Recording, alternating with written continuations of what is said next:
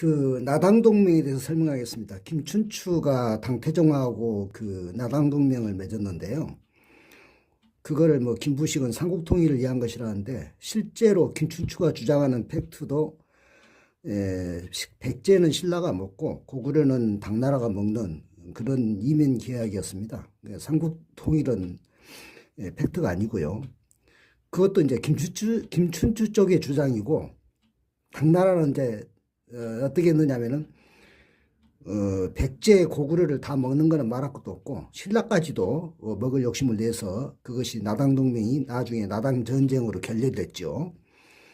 그러니까 이제 백제에다는 웅진도독부를, 그다음에 신라에다는 계림도독부를, 고구려에다는 안동도부를 두고 전부 다 통치하는 걸로, 그렇게 당나라는 시커먼 흑심을 품었던 것입니다. 그것을 김춘추가 말하자면 짝사랑한 거죠.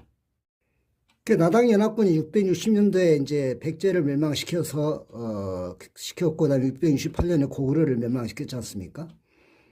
그런데 아까 말한 대로 그 당나라는 그 신라까지도 다 이게 통치할 욕심을 가졌기 때문에 안 되잖아요. 그래서 이제 바로 2년 뒤에 670년부터 나당 전쟁이 일어납니다. 그래서 676년에 이제 나당 전쟁이 그 신라에 승리를 해가지고 당나라가 물러났는데, 여기는 이제 백제 유민이나 고구려 유민들이 같이 이제 참전해가지고 그 당나라를 물리친 것이죠.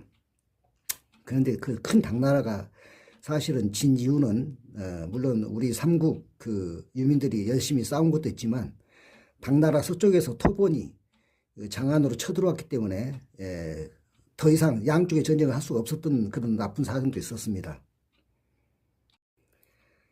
그러니까 당나라 서쪽에서 티베트 토본이 그 장안, 당나라의 수도가 지금의 서안 장안이죠.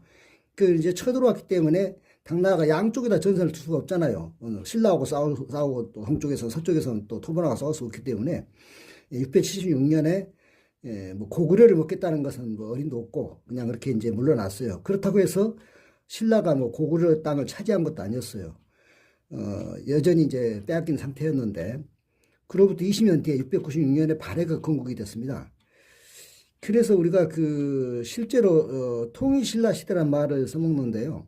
엄밀하게 말하면 통일신라 시대는 한 20년이라 해야 되나요? 676년에 나당전쟁에서 이기고, 그런데 696년에 발해가 이제 그 땅에 고려 땅에 건국이 됐으니까 한 20년을 통일신라 시대라고 말할 수는 있겠네요. 그러니까 조금 그 김부식이 주장하는 말은 약간 그래서 조선의 그 유득공은 발해고라는 책을 썼는데요. 거기서 유득공이 말한 것은 통일신라 시대가 아니고 남북국 시대다. 그러니까는 북쪽에는 발해가 있고 남쪽에는 신라가 있기 때문에 남북국 시대라 이렇게 말했는데, 물론 통일신라 시대보다는 훨씬 더 정확한 말이기도 한데, 저는 이것도 조금 불만인 것은 남쪽에도 국가가 있고 북쪽에도 국가가 있다가 남북국 아니겠어요? 근데 저는 그렇게 보지 않고 남쪽에 왕조가 있고 북쪽에 왕조가 있다. 남북조 시대가 더 정확한 표현이겠다 이렇게 생각을 해요. 왜 그러냐면은 국가 대 국가라면 그것은 뭐 한 국가도 아니고 뭐 통일돼야 할 이유도 없는 것이지만,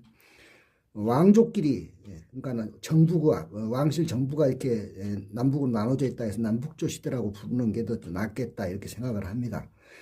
그리고 이거 발해 건국에 대해서도 또는 대조영의 그 신분에 대해서 김부식은 별로 언급이 없지만은 중국의 당서에서, 그러니까 발해는 이제 그 원래 당서에 보면은 중국의 당서에 보면은 발해라고 안 하고 고려라고 그래요. 고려고, 그다음에 대조영은 고려의 이제 그 별종이다 이렇게 말하죠.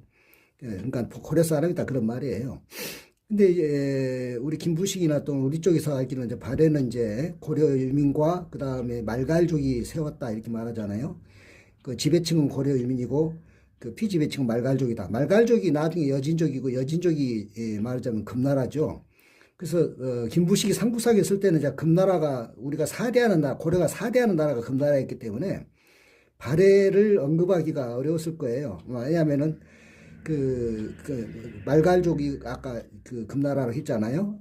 그리고 이 발해는 사실은 중국에서 더 즐겨 쓰는 그 국어인데, 우리가 지명이고 아닌데 발해만도 있고 그러잖아요. 그 중국의 산동반도하고 요동반도가 그 이렇게 그 싸우고 있는 바다가 바레만이에요. 바레만이고 그건 이제 그 중국의 이제 익숙한 지명이죠.